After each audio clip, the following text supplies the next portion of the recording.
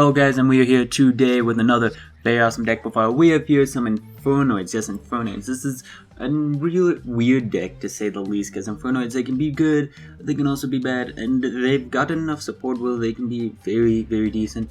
I am not running the Lightsworn build because I really don't like the Lightsworn build. I mean, Minerva is awesome and all, but I'd rather use his support that I actually gave. This was definitely inspired by DP Yu-Gi-Oh! He built an Infernoid deck that didn't even run Reasoning, and I felt that was a little bit uncalled for because Reasoning is really good for the deck. It's kind of stupid, and honestly, because you normally get like 4 to 5 monsters in the graveyard plus a Decatron, and if you get to summon them, then you get to get another one, so that's a 4 to 5 plus 1 in a sense. So let me just go in and describe all the monsters and everything. Anioki and Devieti. I cannot pronounce stuff. He will destroy all monsters on the field if summoned, and you contribute a monster to negate the activation of a spell or trap card or the effect of a spell or trap card and banish that card. It doesn't destroy, neither of these guys destroy monsters or destroy cards. He will destroy all spell cards and trap cards on the field except for voids. That's amazing because it becomes a Harpy Feather Duster, except for a chicken game that's in here. And you can tribute 1 to negate the activation of a monster effect and banish it, so he's really great as well. You guys have to banish 3 Infernoids in order to summon them out. The Infernoids you want to banish, or these guys, if they're in the grave, if they're in your hand, then I wouldn't recommend banishing them. But you want to banish these guys in the grave because they don't do anything in the grave. You can't summon them in the grave. Anatoly, he is the level 8. He can attack twice if he attacks and destroys a monster and sends it to the graveyard. He can attack again, and so 28 is just really nice. And you can tribute him to tribute 1 monster to target card in your opponent's graveyard and banish it. So the DD Crow, they're like all DD Crows. And if he attacks during the end of the battle phase, you can banish a card. So that's really good. And again, you can tribute him to banish card in opponent's graveyard. Patrielli, he can destroy back row. And during your opponent's turn, you can, of course, you can all tribute them to banish something from your opponent's graveyard. He'll destroy a monster. These guys cannot attack if you use their effect this turn. Antra will bounce a card to the hand. He will bounce a card to the hand.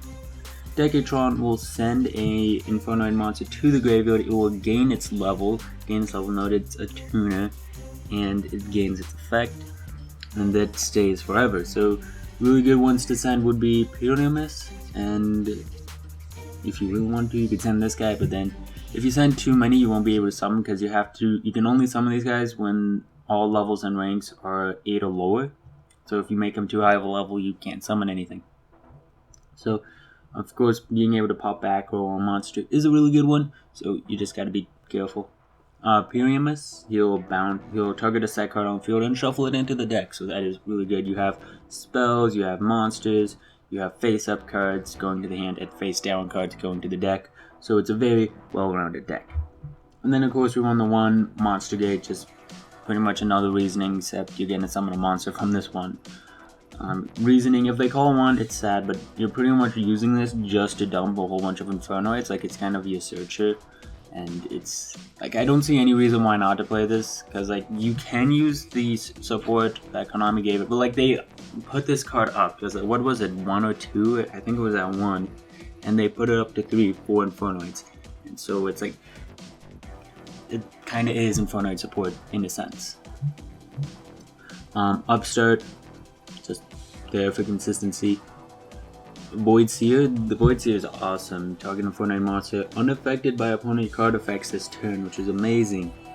It's a really awesome effect. And if an Infernoid would be destroyed by a card effect, you can banish this card from your graveyard. So if you mill it with Reasoning, it's not the worst thing in the world. Void Imagination, aka Shadow Fusion.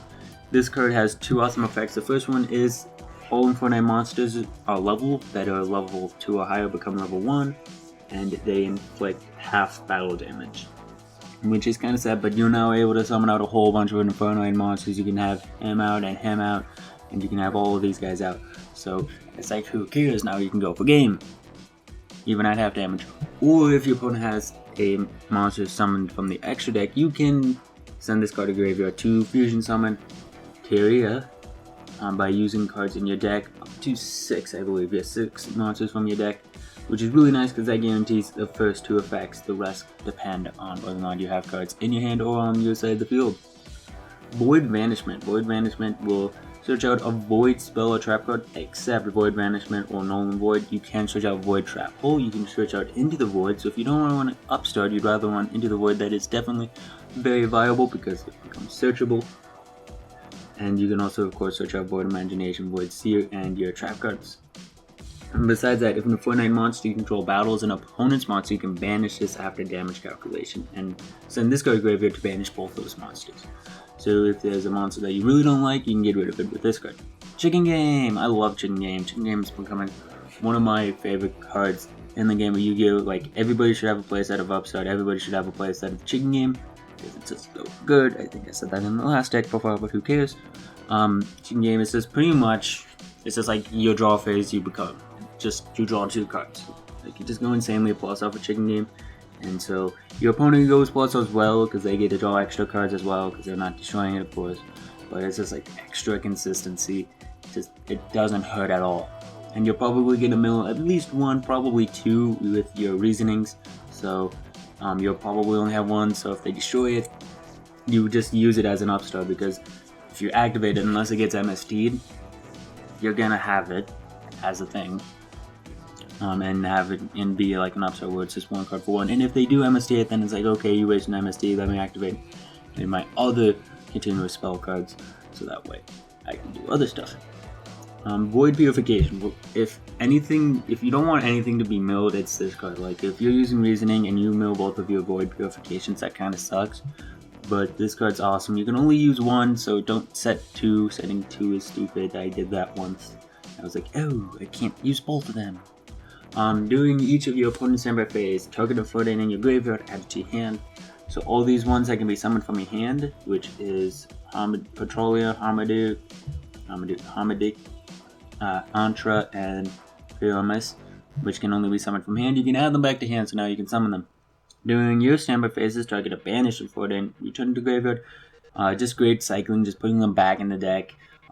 Decatron's great to add back to hand because you can normal summon him, so it's just great to do some deck thinning, get rid of something, and then summon out your bigger monsters.